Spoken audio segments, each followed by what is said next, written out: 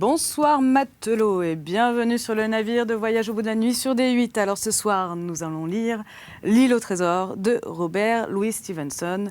C'est un roman qui a influencé l'imaginaire collectif, notamment en ce qui concerne l'image du pirate, dont Long John Silver est devenu l'archétype. On retrouve par exemple nombreux de ces traits caractéristiques dans le personnage du capitaine Red, interprété par Walter Matthau dans le film Pirates de Roman Polanski. On retrouve également le concept de la marque noire dans Pirates des Caraïbes, le secret du coffre maudit de Gore Verbinski, et dans l'épisode de la série britannique Doctor Who, la marque noire en 2011. L'île au trésor a subi de nombreuses adaptations cinématographiques, au théâtre, en bande dessinée, en jeu de société également,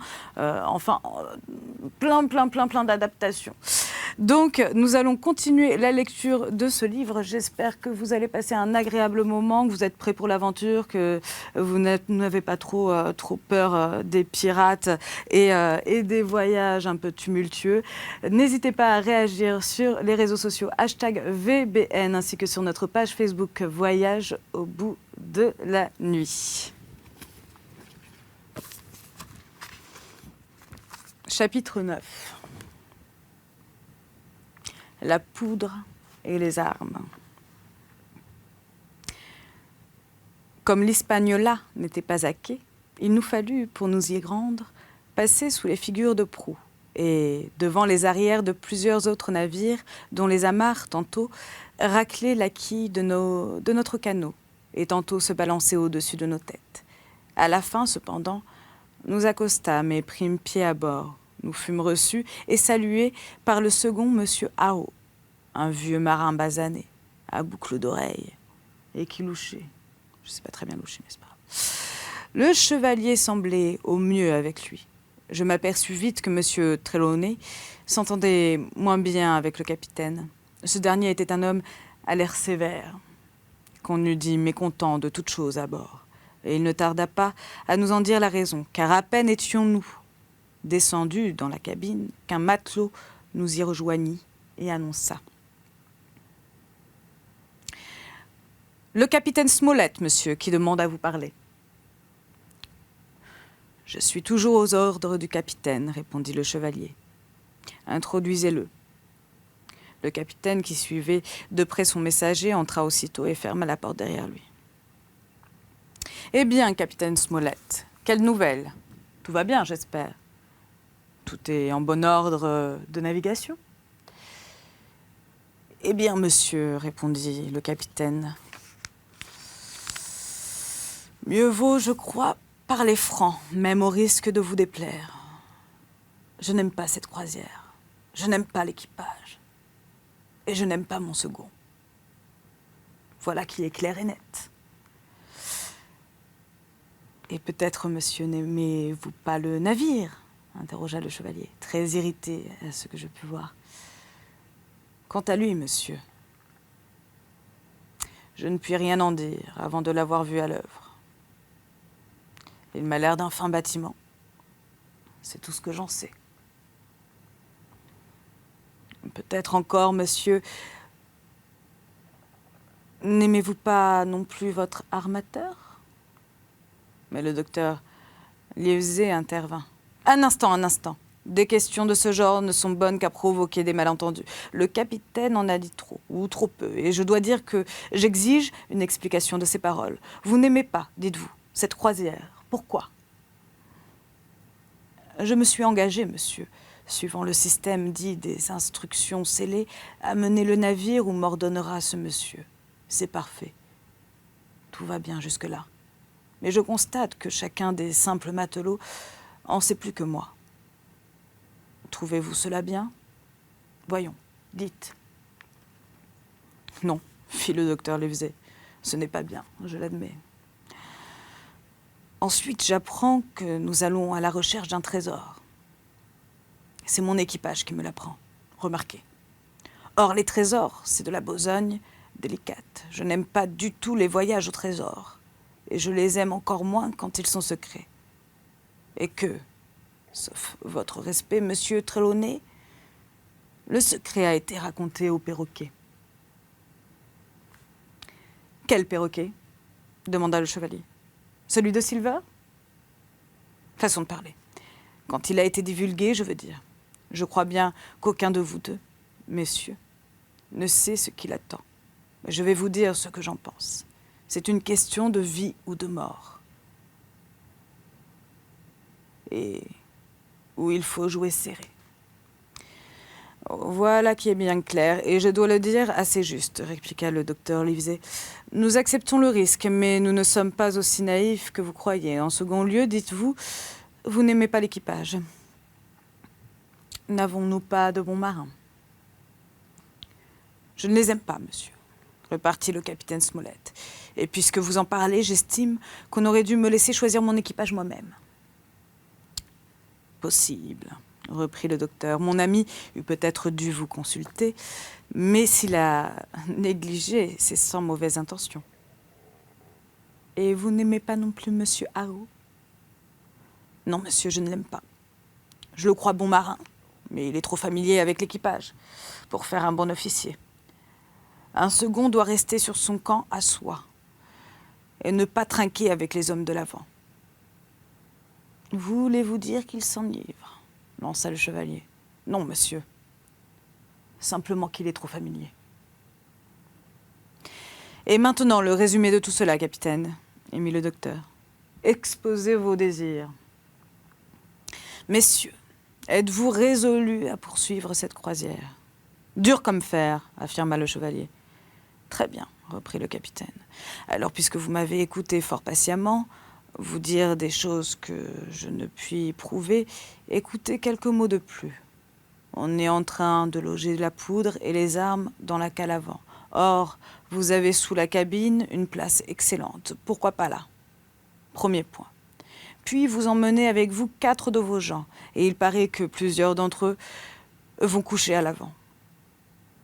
Pourquoi ne pas leur donner ces cadres-là, à côté de la cabine? Second point. C'est tout?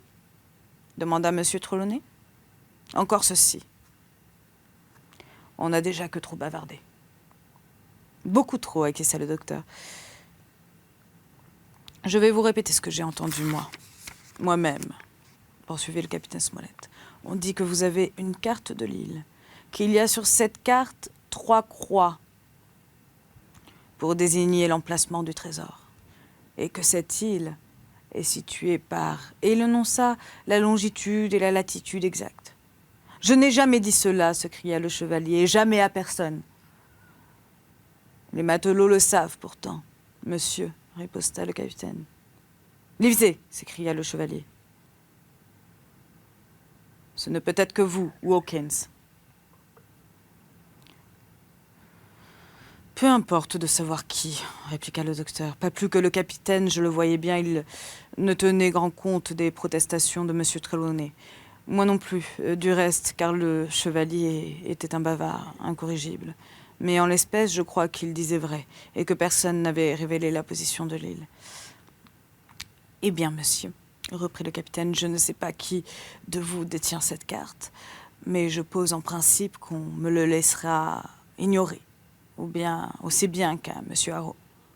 Sinon, je me verrai forcé de vous présenter ma démission.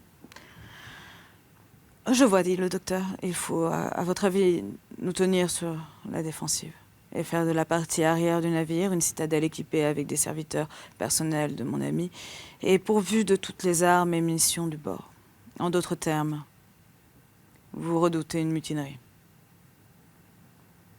Monsieur, riposta le capitaine Smollett, sans vouloir vous chercher noise, je vous conteste le droit de m'attribuer indûment cette parole. Nul capitaine, monsieur, ne serait excusable même d'appareiller s'il avait un motif suffisant de les prononcer. Quant à monsieur Harrow, il est, je le crois, foncièrement honnête. Quelques-uns des hommes aussi. Tous peut-être, je ne sais. Mais je suis responsable de la sécurité du navire et de l'existence de tous ceux qui le portent. Je vois que les choses ne vont pas tout à fait droit à mon idée, et je désire que vous preniez certaines précautions, ou que vous me laissiez démissionner. Voilà tout. Capitaine Smollett, commença le docteur avec un sourire, connaissez-vous la fable de la montagne qui accouche d'une souris? Vous m'excuserez, j'espère, mais vous m'en faites souvenir. Quand vous êtes entré ici, J'aurais gagé ma perruque que vous attendiez de nous autre chose que cela. Docteur, vous voyez clair. Quand je suis entrée ici, je m'attendais à recevoir mon congé. Je ne pensais pas que M. Trelawney m'écouterait au-delà du premier mot. Et je n'en doutais pas davantage, s'écria le chevalier. Sans l'user, je vous aurais envoyé au diable. N'importe, grâce à lui, je vous ai écouté. J'agirai selon votre désir, mais j'ai de vous la plus triste opinion. Comme il vous plaira, monsieur, dit le capitaine. Vous reconnaîtrez que je fais mon devoir. Et là-dessus, il prit congé de nous. Trelawney et mit le docteur contrairement à toutes mes idées. Je crois que vous avez réussi à nous amener à bord 2 honnêtes gens. Cet homme-là et John Silver. Silver, soit. Mais quant à ce fumiste insupportable, sachez que j'estime sa conduite indigne d'un homme, d'un marin et plus encore d'un Anglais. Bien dit, le docteur. Nous verrons. Quand nous montâmes sur le pont, les hommes étaient déjà occupés au transfert des armes et de la poudre et travaillaient en cadence, sous la direction du capitaine et de M. Harrow.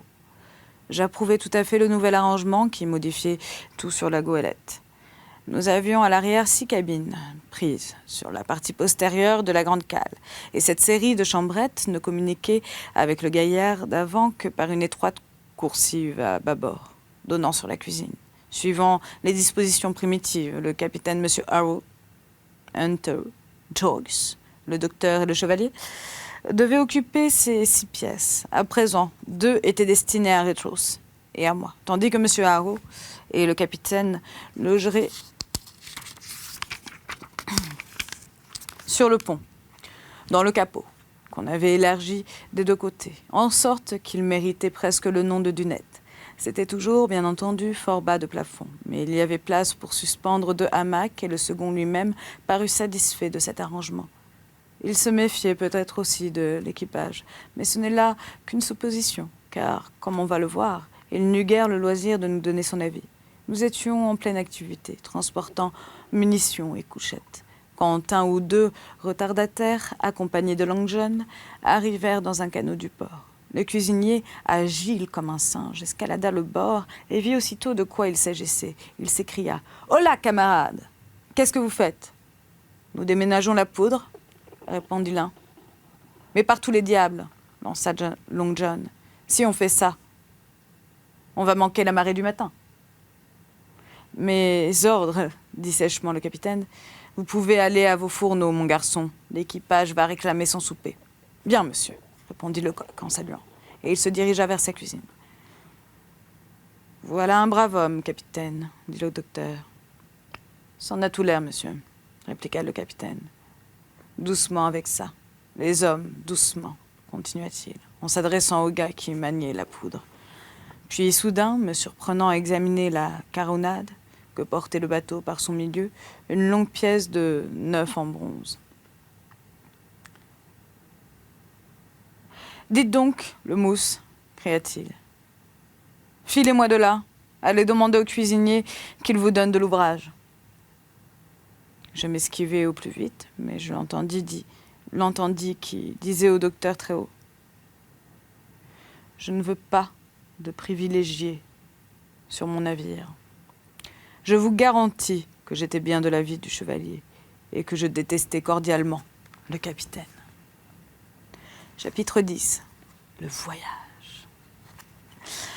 Toute la nuit se passa dans un grand affairement, à mettre les choses en place et à recevoir des canots remplis d'amis du chevalier, et entre autres M. Brandly qui vinrent lui souhaiter bon voyage et prompt retour.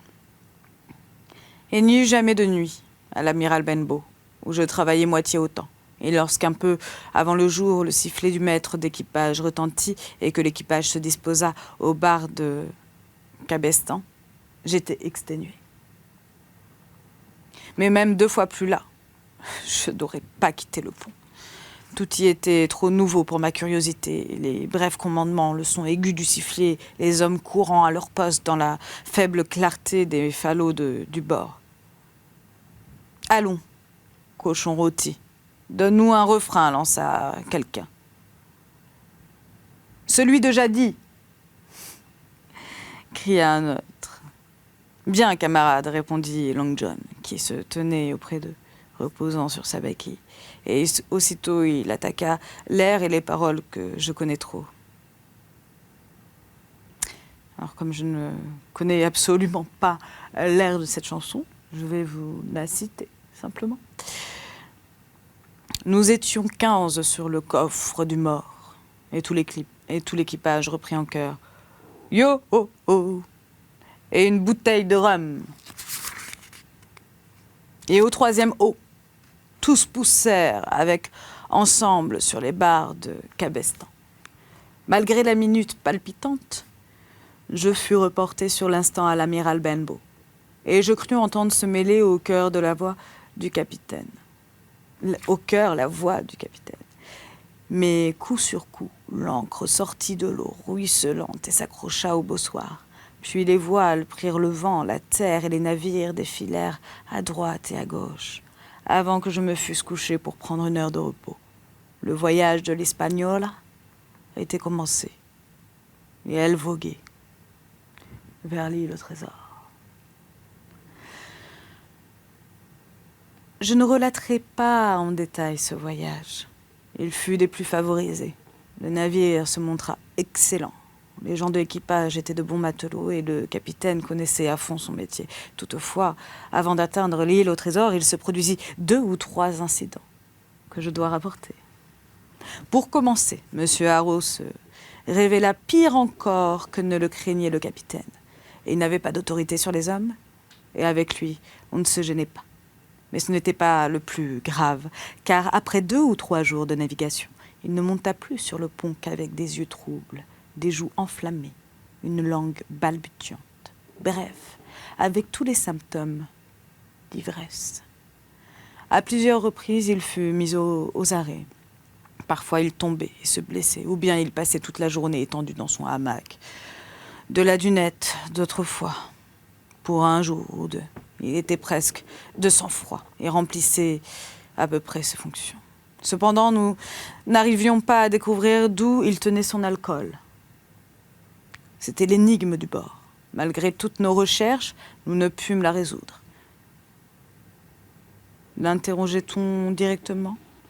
Il vous riait au nez quand il était ivre.